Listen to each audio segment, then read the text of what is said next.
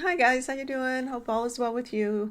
Today I'm going to do something a little different. Normally I mix it up with politics and celebrities that have passed on or people that have passed on. Today I'm going to focus on artists and writers. Well, actually one writer, Jane Austen, whose writing I love, Sense and Sensibility and Pride and Prejudice, Mansfield Park, Emma, and I just got excited about now that I'm doing this more and more where I'm channeling and doing a little mediumship.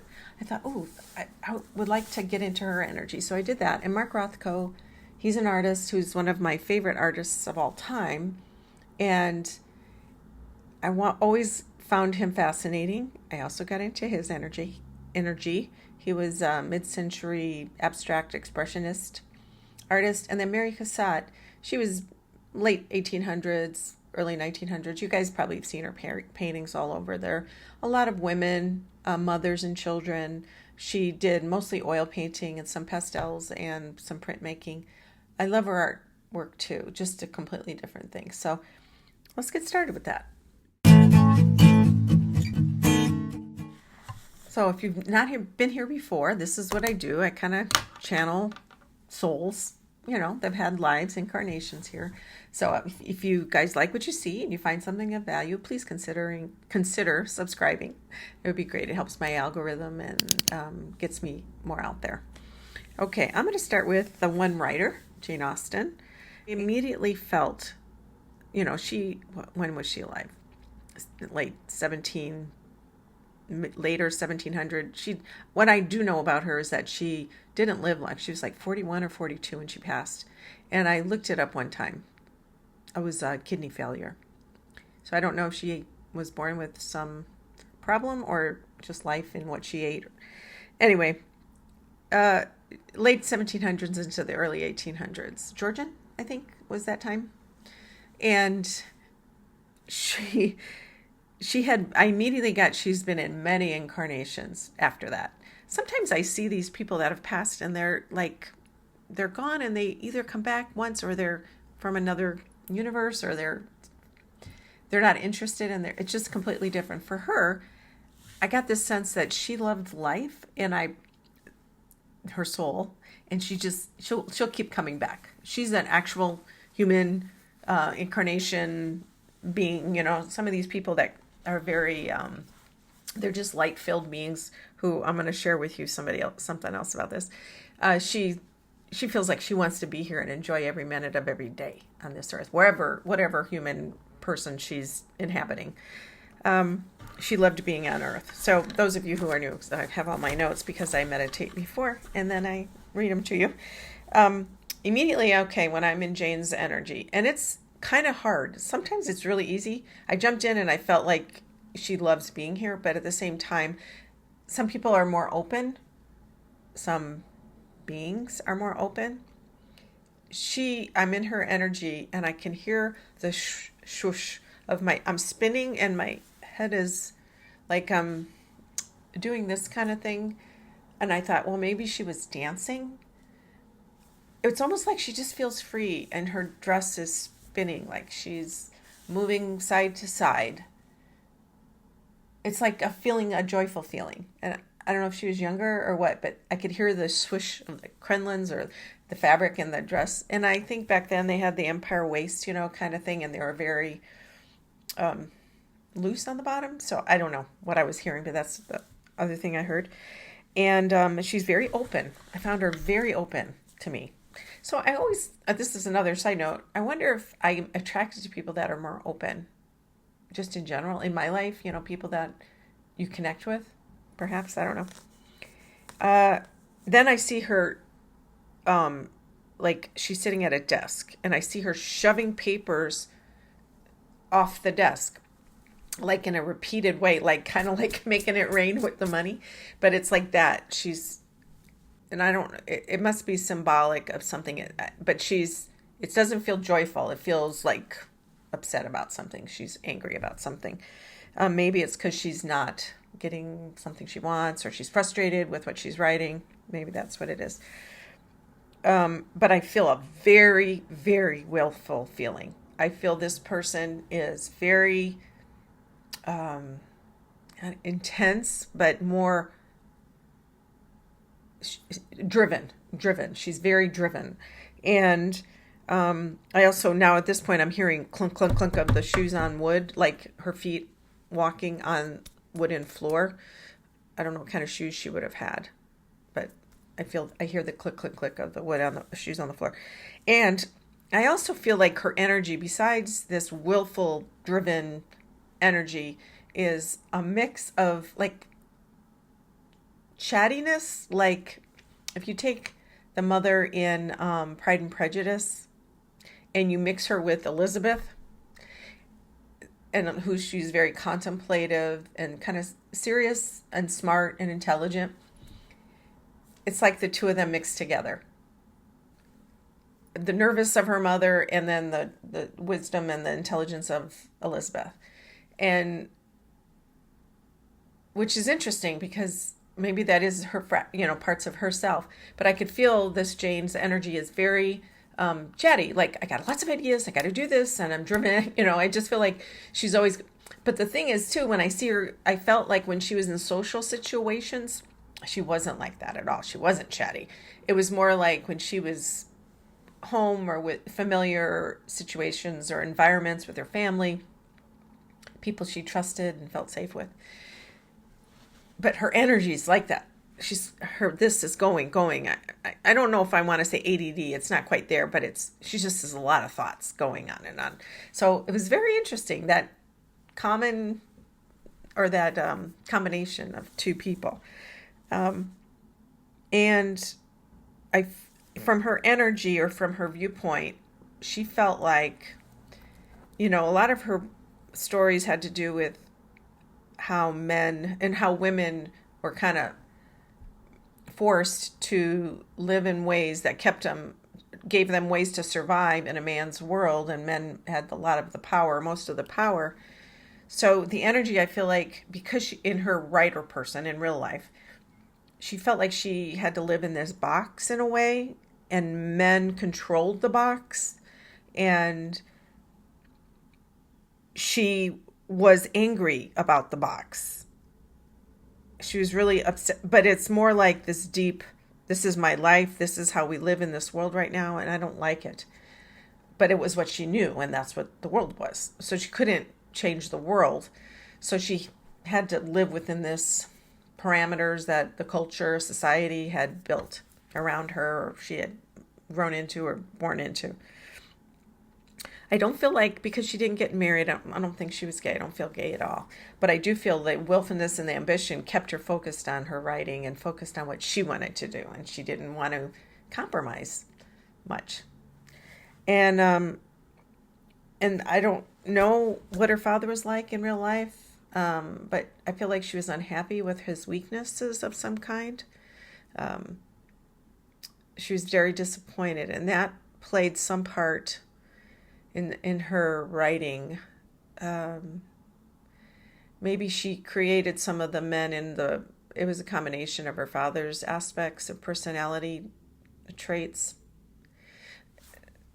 But I don't feel like she was happy with that. So I don't know if he was the example of men, and so that also contributed to her viewpoint of marriage and that kind of stuff. And then she was not afraid to be alone. I felt like I can be by myself. Like, she didn't want to not have money, though. That was the problem, is she needed security and she needed things to survive. But she didn't mind being alone. In fact, she had her own imaginary world, and she can escape into that. So I didn't feel like she needed to be alone, but she needed the money. And she said men did that. And, this is just what I see in my mind's eye. You guys may have comments about what you think is accurate or not. But freedom is the big thing in my head when I'm thinking about her, because she felt like she was in this box, and she wanted this freedom to be herself as a woman, as a writer, but also have marriage and also have, but it couldn't all come together in a way in that life that she could find it. I said, "Do you have a message for the world?" And she said, "Be kind to each other. You have so much to see and do." She showed me like everything now, that's just constant barrage of information and people and things and excitement and culture and technological advances and media. And fast-paced things. She said, there's so much to see and do, and we seem to still be unhappy. She's saying, really be grateful. You have so much. Beauty is everywhere. That's literally what that she said. Beauty is everywhere, and we're focused on, just pulled in too many directions, I think, and not focused on the things that matter. That's the feeling I get. I kind of went to any advice for writers. She's like, she showed me people's lives, like somebody's life, and it's kind of an image and hard to explain.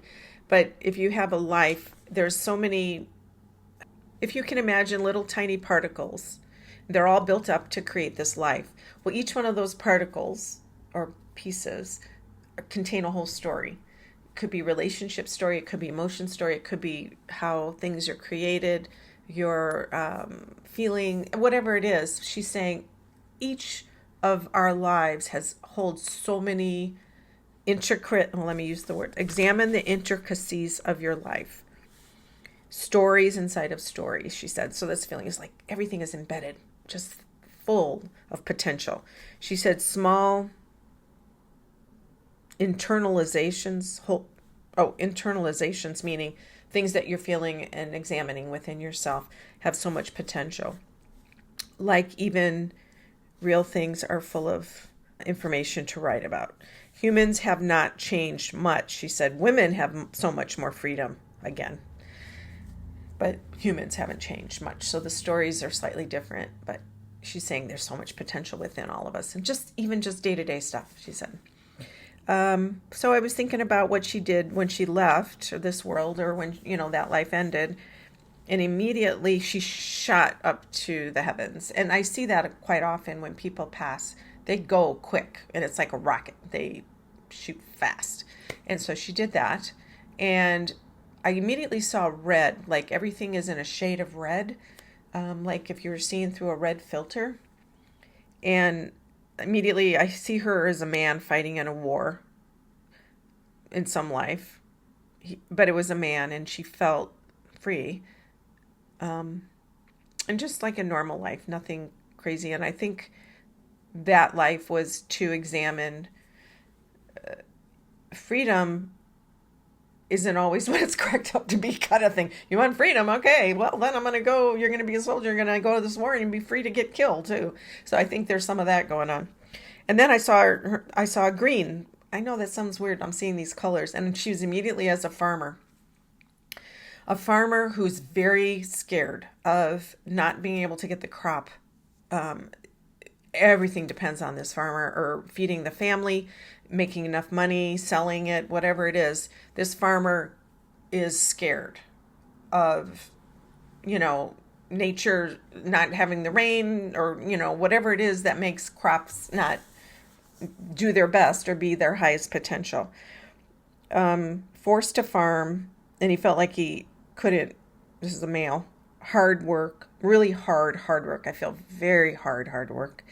And this farmer feels angry and fearful that he can't grow enough. And that life, I saw him dealing with the lack, imagining not having anything, or the actual real possibility of not having anything, and having his family, although I didn't see him having a ton of family, but it was something like that. And the faith of losing faith and trust that he'll be okay.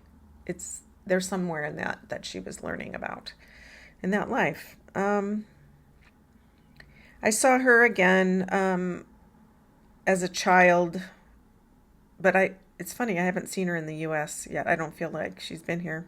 I mean, it's quite possible. There's a lot of millions of people or billions of people. I think her dropped down into many short lives that end early. I don't know why that is. Something to learn about not wasting life. Something about that. That's part of her karmic pattern. So, very interesting, huh? I feel like she's just fascinating to me, and maybe something as being a woman and trying to be authentic herself in a man's world, and just how articulate and poetic her writing is, and kind of flourishy, it's just beautiful. So, all right, Mary Cassatt. We'll do her first. I'll put a couple pictures in here so you see. A lot of her artwork you probably have seen. I love it. It's very emotional, as a mom, that whole energy of caring for your children. But her artwork, it's very expressive at a time when impressionism was coming into its fullness, and she painted she was original in her painting, and for a woman at her time, that was really unusual. And I think she was accepted to school in France when she was American, and she was actually accepted to a school in France when, I don't know if she was only the first woman or one of the first women to be accepted. But the thing is with her is I feel immediately odd, really odd. Like I am different and kind of bitchy. I don't fit in. I feel like I am not annoyed by everything, but I want my way. I feel like I have a chip on my shoulder. I feel like maybe it's because I'm not a man and I want to live in an artist's world or learn from, be an artist and only people buy men's artwork. But I don't think so. Part of it might be that a lot of it, though, is her personality. It's like this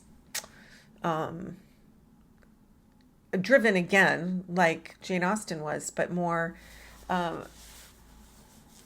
I don't know how to explain it. Like, she's just agitated in life, antagonistic, like, doesn't trust a lot. She's just kind of, like I said, bitchy. She's like I wrote down here, like a chef. You ever work at a restaurant where the chef or the cook is controlling and kind of an asshole, and they yell a lot? That's the feeling I got. That energy of, do what I say. Stop talking back to me, kind of thing. Had a lot of experiences working in restaurants, so I know that person. Okay, so odd, very odd. And I feel like as I'm in her energy and she's painting, and I immediately smell the smell of oil paints or linseed oil and turpentine, but I can feel this restriction in, I don't know if it's a corset or layers of clothing, and it feels so restrictive. I can't imagine.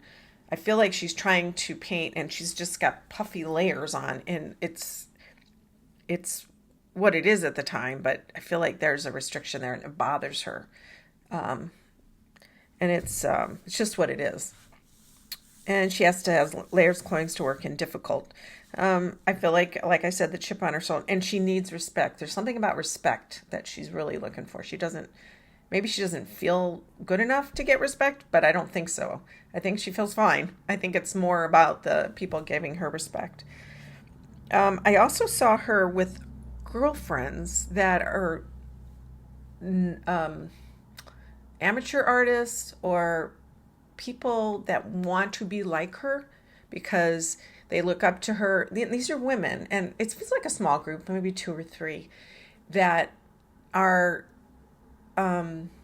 around, and they look up to her. I don't feel like this was all the time. This is only a small part in her life. This is a segment of her life where these women, and they flattered her because they did respect her and they did look up to her. And I think she loved that. She loved that. Still wasn't the global respect that I think she wanted, but it took a long time. I feel like she had to work really, really hard to get to that point. And she loved that. Another one that's in a box. That's the other thing I got, was another one that's in a box, like Jane Austen. She says, I give them what they want, meaning society or people. So they'll buy her artwork, and she compromises what she paints. Some of it because she wants to, but some of it, I think that's the chip on her shoulder. She's like, I would maybe paint that anyway, but I'm pissed off that you only like, women or children because I'm a woman. I think she's kind of, like I said, pissed off about stuff. Oh, where did it go? It's over here. Sorry. They can only give me money more for men. She complains that men get more money. But it's funny, by the end of her life, I felt she was very grateful for what she had. It almost like she just came to a point where she just stopped being so mad about everything. She must have gotten to the point where she felt really comfortable. I think she was friends with Degas, and they cooperated or collaborated, and I think she got the respect that she wanted at some point, and so she finally just relaxed. And I also saw her very freckly. I all of a sudden I saw an image of her, and I see my skin is like brown and really freckly. Like she must have spent so much time outside and painting or whatever it was. And I see her as this one character from I Remember Mama. I don't know if you guys even know that movie. I remember it's I can't think of her name. It's not Loretta Young. I forget the character. It's a Swedish family in San Francisco, but I love that movie. And it's one of the aunts. It's a Swedish aunt, but she looked like that with her hair pulled back, but loose, and a hat on. This is Mary Cassatt, and kind of angry but soft in the middle. It's kind of thing. I don't know, something that's the energy, but very freckled. But she calmed down at the end of her life, and then she just wanted to be at that point. And it's not like she didn't stop working. She wanted to keep working, but there was something about her just being more grateful, and I don't know why that would be. I don't know, estrogen, I don't know. But yeah, she was feeling fortunate to what she had and had by that point. And she was respected. Men, artists, friends, eventually they respected me, she said. I didn't see her after that, like other lives. I didn't feel connected to that. So, but very interesting. Okay, Mark Rothko.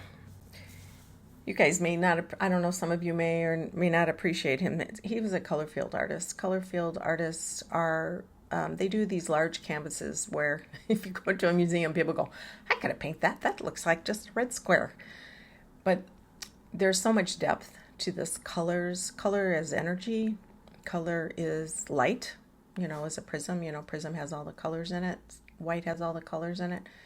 And so there's energy and spirituality embedded into colors.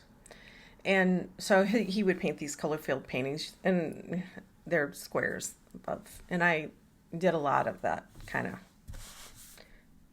inspired by stuff by him.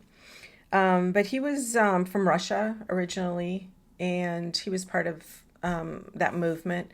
He was, I wrote down his name, Marcus Yakovlevich Rothkowitz.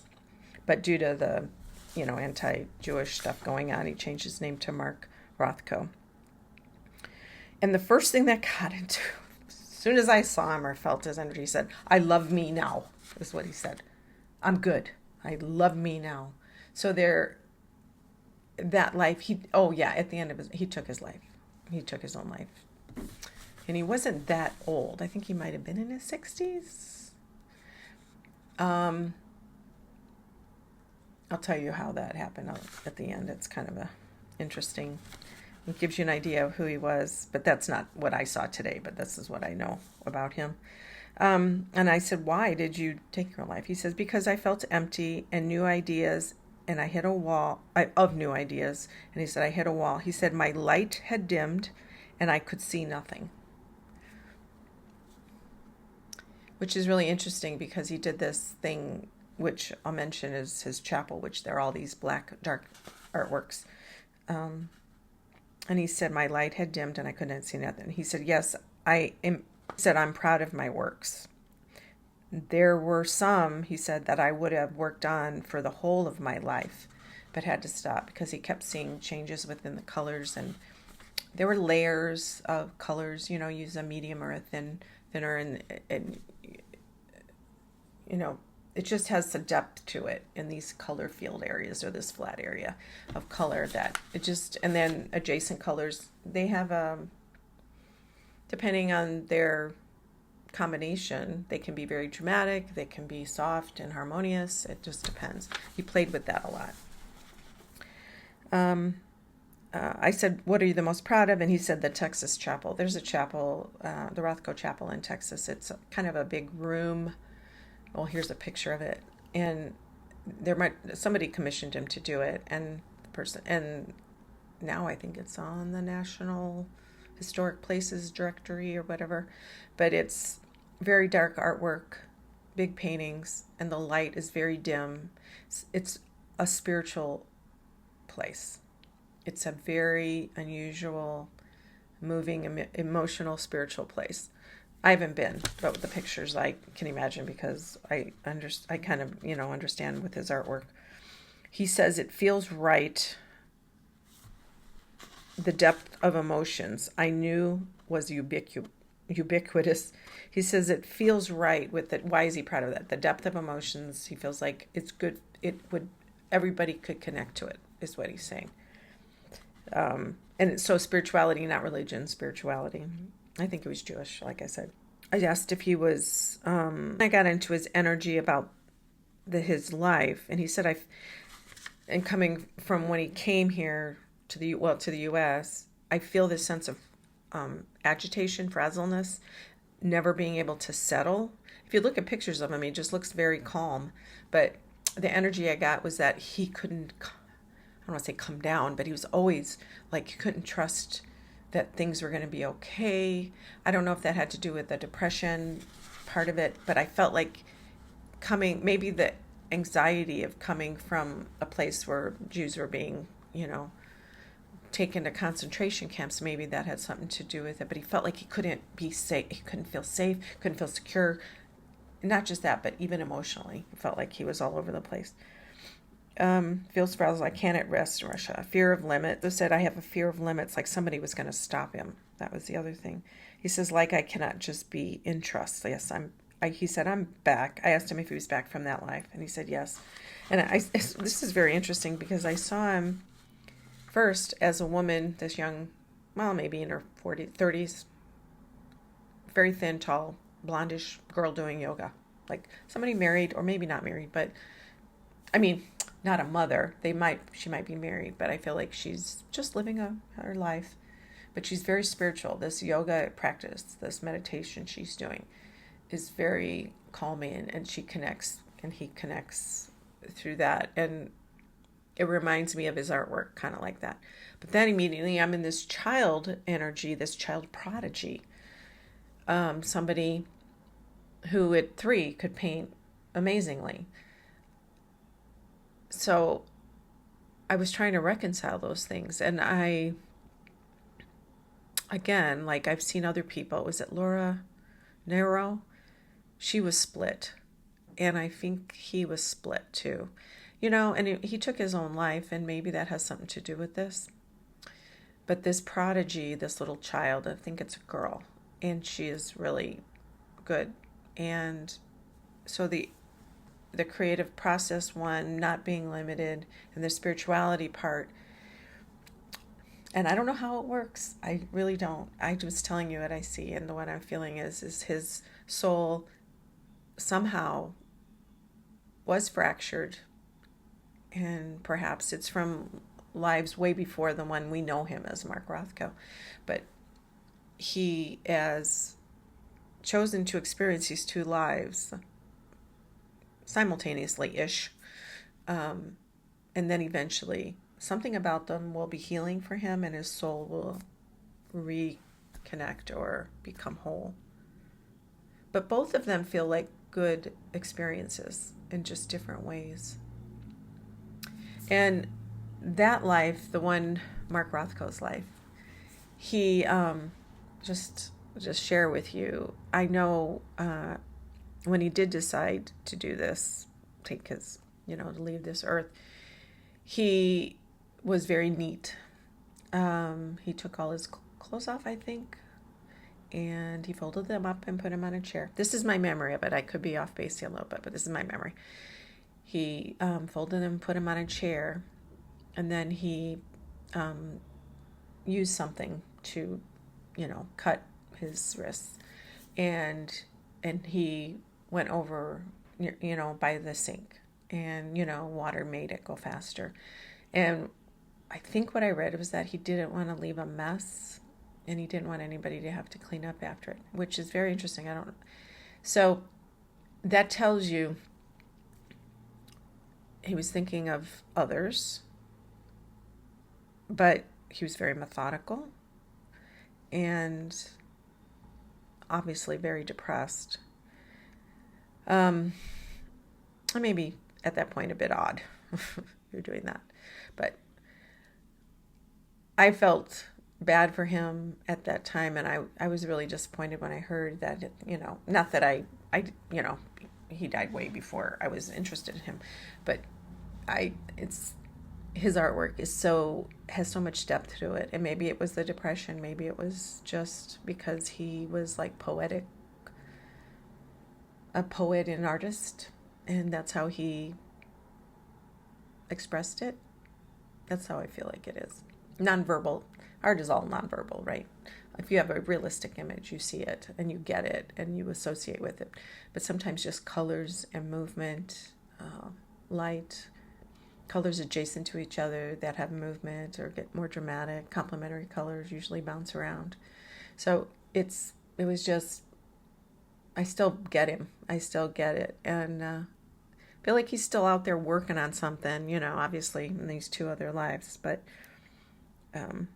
he left this world with these, his little fraction, his little soul brought these into the world that we can all experience. So, all right, you guys. Hope you're doing good. Like I said, thank you for coming by. If you enjoy this or you want to comment on it, please do so. Always be kind. You guys, although 99.9% of you guys are all lovely and comment great things, so I have no issues with that. All right, take care till next time.